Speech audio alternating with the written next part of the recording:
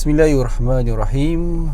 Assalamualaikum dan salam sejahtera kepada anda semua yang sedi untuk bersiaran di laman Sumber Inspirasi YouTube channel pada petang yang mulia ini, di pagi Sabtu tanggal 2 Julai 2022. InsyaAllah kita akan sambung bersiaran di laman Sumber Inspirasi. Cuma kali ini kita akan membicarakan berkenaan tentang topik yang mungkin hangat bagi kalangan mereka yang mengikuti perkembangan masalah psikologi yang terdapat di negara kita secara amnya, malah di seluruh dunia insya-Allah, iaitu berkenaan tentang tekanan perasaan dan juga masalah-masalah lain seperti depression, bipolar, ketagihan, anxiety disorder dan sebagainya, kemurungan dan sebagainya. Jadi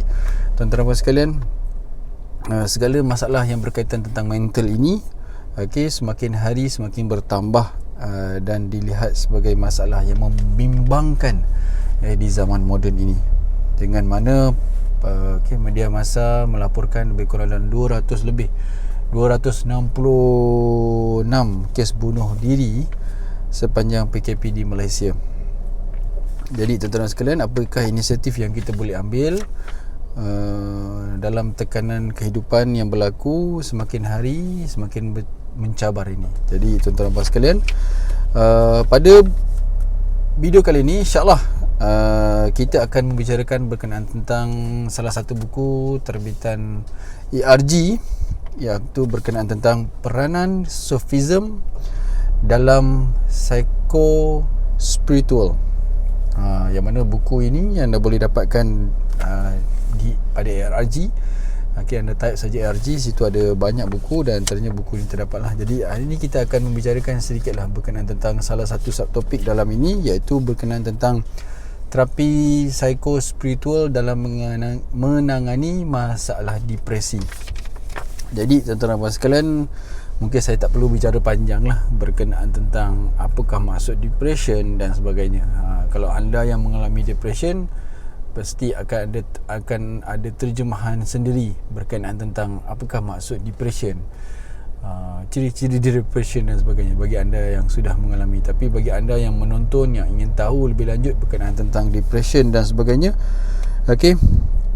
mungkin boleh dikongsikan sedikit, iaitu depression adalah satu bentuk penyakit jiwa ataupun kecelaruan psikologi yang begitu berluasa. Iaitu dia berkait rapat dengan dia akan berkait rapat dengan kualiti kehidupan seseorang yang mengalami depression. Yang mana kalau dalam psikologi Islam kita katakan sebagai satu penyakit jiwa yang mempunyai hubungan erat dengan corak pembangunan kerohanian dan spiritual seseorang individu. Jadi saya suka untuk direct to the point, tuan-tuan dan puan sekalian. Bila kita berkata tentang depression ni, kita terujam kepada summary lah untuk bagaimanakah langkah penyelesaian terhadap masalah depression ni. Sebab anda boleh lihat sendiri dalam buku tersebut apa yang diceritakan. Tapi saya suka untuk merumuskan kepada solusi apa yang kita boleh bertindak berkenaan tentang masalah depression ni, tuan-tuan dan puan sekalian. Jadi key point dia apa yang kita boleh ambil adalah, iaitu dia ada banyak terapi-terapi yang boleh kita tengok sekarang ni bila berkaitan tentang depression ni. Antaranya CBT, itu antara teknik-teknik yang popular lah bagi kalangan ahli-ahli psikoterapi. CBT antaranya. Tetapi kita akan bicarakan daripada sudut pandang sufism, peranan sufism dalam mengenai masalah psikospiritual ni. Iaitu apa, tuan-tuan dan puan sekalian? Apa yang diceritakan adalah apa sebenarnya matlamat kehidupan ni, menurut buku ni. Apakah sebenarnya matlamat kehidupan manusia ini? Jadi kalau kita tengok dalam Al-Quran ada ditunjukkan berkenaan tentang tujuan Allah jadikan kita sebab apa? Untuk mengabdikan diri kepada Allah SWT, untuk beribadat kepada Allah SWT. Itu antaranya. Cuma dalam buku ini diceritakan bahawa Matlamat kehidupan kita di manusia di muka bumi ini adalah untuk ma'rifatullah, iaitu untuk mengenal akan Allah Subhanahu Wa Taala. Okey. Jadi tuan-tuan dan sekalian,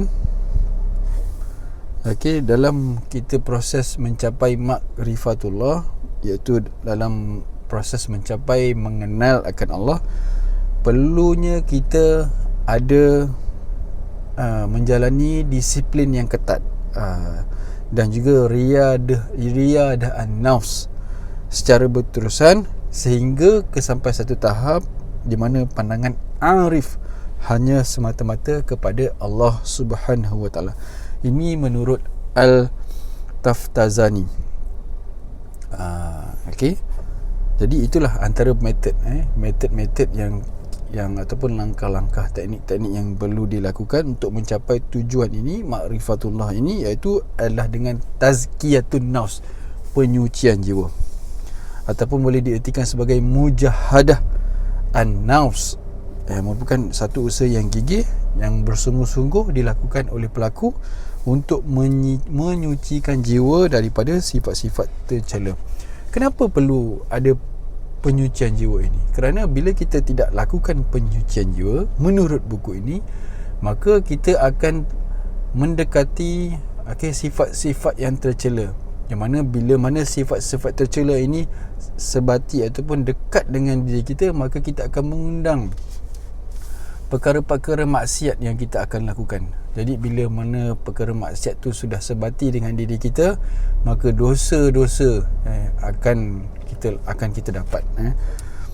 Yang mana dosa dan maksiat ini, itulah yang akan menghalang dan memadamkan cahaya daripada Allah Subhanahu Wa Taala. Kerana ilmu yang kalau kita dapat itulah cahaya daripada yang dianugerahkan oleh Allah ke dalam hati kita. Tapi bila mana dosa dan maksiat ini, bila dia tidak dibersihkan, bila tidak ada tazkiyatun nafs, penyucian jiwa, maka itulah yang menghalang dan memadam cahaya-cahaya tersebut. Dan dosa dan maksiat inilah yang akan mencetuskan keresahan dalam diri seseorang manusia, jadi tak tenang dan sebagainya. Dan bila mana ini berlaku, secara tak langsung akan didorong oleh hawa nafsu dan juga syaitan ke dalam diri umat Adam, umat Adam, kepada cucu Adam. Jadi hati yang sakit ini, yang mana telah terpadam cahayanya, inilah yang akan dikendalikan oleh nafsu syahwat dan juga bisikan syaitan. Maka apabila ia semakin parah, maka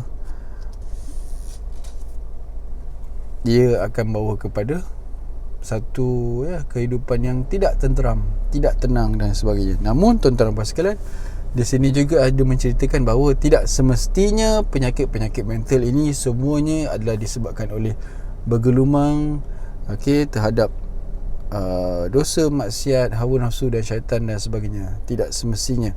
Ada kalanya mereka yang sentiasa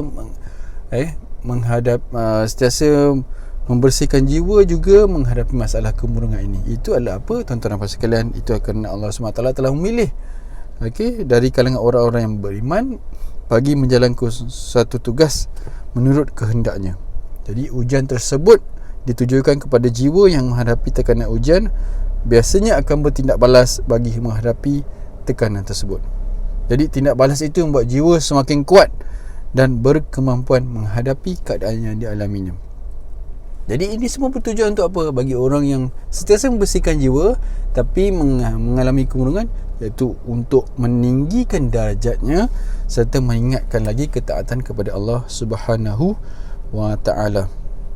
Seperti kisah-kisah para awliya, Nabi Yusuf, kisah Nabi Musa dan Rasulullah sallallahu alaihi wasallam, bagaimana diuji.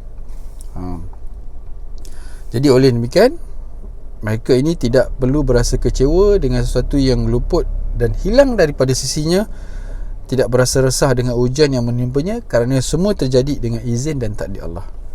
Jadi tuan-tuan dan puan sekalian, bila kita melihat poin-poin yang penting tadi. Yang pertamanya adalah ma'rifatullah. Ini yang perlu disematkan dalam diri semua orang, iaitu mengenal akan Allah sekenal-kenalnya. Jadi untuk mencapai ma'rifatullah inilah, tuan-tuan dan puan sekalian, perlunya ada proses tazkiyatun nafs.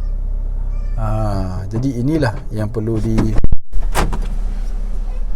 Sekejap Ana, sekejap. Sekejap, apa tengah buat video. Sekejap sekejap. Jadi inilah proses tazkiyatun nafs yang perlu dibuat. Jadi tuan-tuan dan puan sekalian, insya-Allah pada video akan datang ni anak pula ada urusan. Okey. Jadi proses-proses akan datang, video-video akan datang, kita akan bicara tentang tahapan-tahapan apakah itu proses tazkiyatun nafs. InsyaAllah akan kita sama-sama belajar. Saya pun sama turut belajar, turut dapat manfaat daripada buku tersebut, dan insyaAllah kita akan sama-sama kita kongsikan untuk kebaikan bersama, insyaAllah. Jadi itulah sedikit. Iaitu pertama tadi, ma'rifatullah. Jadi untuk mencapai ma'rifatullah ini perlulah menjalankan proses ataupun disiplin yang tekat, iaitu disiplin yang ketat, iaitu tazkiyatun nafs, pembersihan jiwa. Sebab apa pembersihan jiwa? Supaya kita punya diri ini dibersihkan daripada sifat-sifat yang tercela. Bila sifat-sifat tercela ini tidak dibersihkan, maka kita akan mudah melakukan maksiat. Bila kita mudah melakukan maksiat, maka kita akan dapat dosa dan sebagainya. Jadi dosa-dosa ni akan menghalang daripada cahaya Allah masuk ke dalam hati kita. Jadi bila kita tak bendung ini, maka kehidupan kita akan resah. Walaupun duit banyak akan resah, duit sikit pun resah dan sebagainya. Jadi mari kita hindari dengan kita sama-sama berkongsi dan bercakap benda yang baik, insyaAllah. Jadi kita jumpa lagi pada video akan datang, insyaAllah.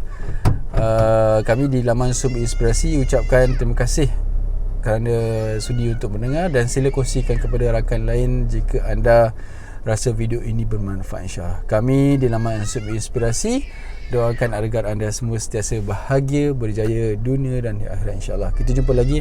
Assalamualaikum warahmatullahi wabarakatuh.